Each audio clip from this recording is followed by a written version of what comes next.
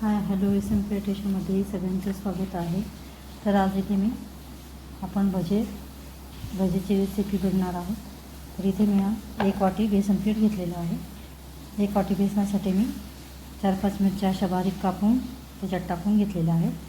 थोडीशी पाऊण चमचा हळद टाकलेली आहे आणि पाऊण चमचा मी थोडंसं लाल तिखट टाकलेलं आहे आणि एकदम पाऊण चमचा मी मीठ टाकलेलं आहे। तर आता आपण याच्यासाठी मी कांदा घेतलेला आहे। कांदा कोथिंबीर आपण याच्यामध्ये टाकून घेणार आहोत। हे कांदा आपण बारीक चिरून घेणार आहोत।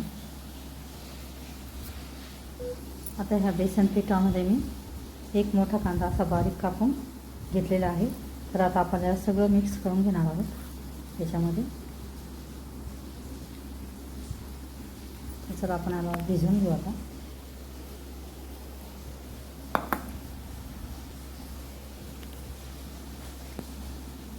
तर आता मी याच्यामध्ये बेसन पिठामध्ये 1 मोठा कांदा कापून असा बारीक कापून टाकलेला आहे। म्हणजे बघू शकता अशा पद्धतीने। तर आता आपण याला भिजवून घ्यायचं आहे। इथे आता आपण हे सगळं मिक्स साहित्य टाकलेलं बेसन पीठ मी 2-4 हिरव्या मिरच्या कापून टाकलेल्या आहेत आणि तुमच्या आवडीनुसार तुम्ही तिखट टाकू शकता। मी थोडंसं पाऊण चमचा तिखट टाकलेलं आहे। मी लाल तिखट हे कमी टाकलेले आहे कारण हिरव्या मिरच्या पण टाकलेल्या आहेत त्यामुळे। आणि मी 1 कांदा बारीक चिरून असा कापून टाकलेला आहे। थोडी कोथिंबीर असेल तर कोथिंबीर पण आपण टाकायची आहे आणि अजवाईन थोडासा ओवा टाकायचा आहे आणि मी अर्धा पाऊण चमचा मीठ पण टाकलेलं आहे। याच्यामध्ये थोडीशी पाऊण चमचा हळद टाकलेली आहे। आता हे सगळं साहित्य छान मिक्स करून घ्यायचं आहे।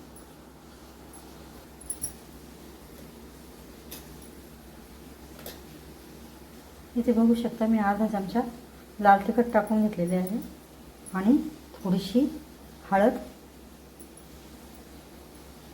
आणि थोडंसं अर्धा चमचा मीठ। आपल्याला जेवढं पाहिजे असेल तेवढं आपण मीठ टाकून घ्यायचं आहे आणि हे सगळं साहित्य आपण आता छान मिक्स करून घ्यायचं आहे। अंदाजानुसार आपण मीठ टाकून घ्यायचं आहे। मी इथे अंदाजानुसार मीठ टाकून घेतलेलं आहे। इथे बघू शकता अशा पद्धतीने। आता याला आपण असं छान मिक्स करून घ्यायचं आहे। आधी हे कोरडं पीठ सगळं साहित्य एकत्र व्हायला पाहिजे, छान मिक्स व्हायला पाहिजे। याच्यामध्ये ओवा पण टाकून घ्यायचा आहे आणि थोडंसं चिमूटभर मी खायचा सोडा पण टाकते आहे। चिमूटभर खायचा सोडा टाकून घ्यायचा आहे। याला पण छान मिक्स करून घ्यायचं आहे आणि आता आपण याला थोडं पाणी टाकून मिक्स करून घ्यायचं आहे या पिठाला। छान असं मिक्स करून इथे बघू शकता ह्या अशा पद्धतीने असं छान मिक्स करून घ्यायचं आहे इतकं पातळ।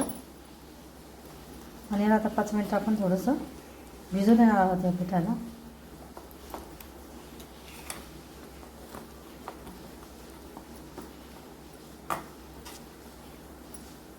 असं एवढं पातळ करून घ्यायचं आहे। इथे बघू शकता याच्यात आपण अजवाईन पण टाकून घ्यायचं आहे।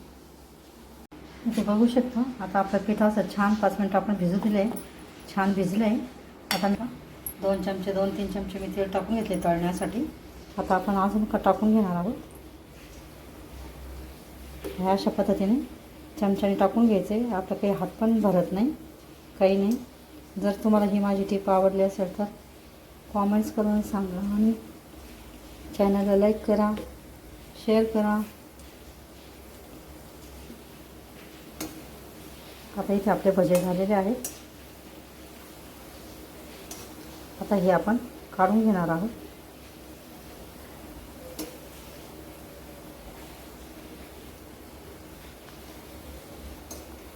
अनेकदा तेल तापलेलं असल्यामुळे आपण मध्यम गॅस करायचा, जास्त मोठा। इथे आता मी तेलामध्ये भजे टाकून घेतलेले आहे।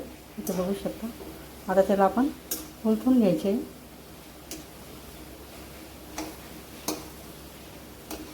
अनेक टिप्स तुम्हाला मी सांगणार आहे। आपण इथे चमच्याने पण भजे करू शकतो, हात भरवण्याची आपल्याला काहीच गरज नसते। चमच्याने छान मिक्स करून आपण भज्याचं पीठ काढून घेऊ शकतो आणि भजे पण काढू शकतो। तेवढंच आपल्याला हात धुण्यासाठी पाणी जे लागतं ते आपल्याला कमी पाणी जास्त पाणी काही लागत नाही। फक्त भज्याचं पीठ मळण्यासाठीच पाणी लागतं. ही एक महत्त्वाची टिप्स तुम्ही लक्षात ठेवावी. पण नाही करायचा, कारण आपले भजे जळून जातील. आता आपण ह्या भज्यांना काढून घेणार आहोत.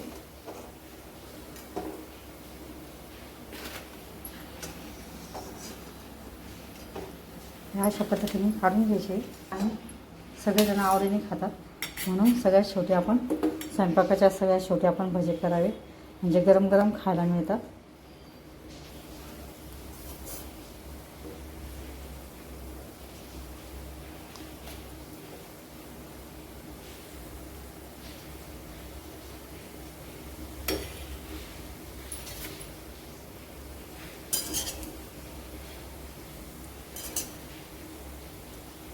मध्यम आचेवरच आपण हे तळून घ्यायचे, जास्त मोठा पण नाही करायचा.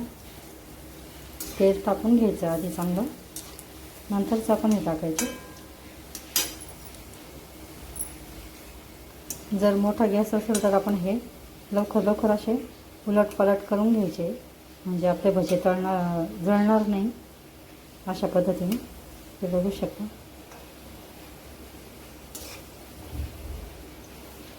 जर तुम्हाला माझी ही भज्याची रेसिपी आवडली असेल तर चॅनलला लाईक करा, शेअर करा, चॅनलला सबस्क्राईब करा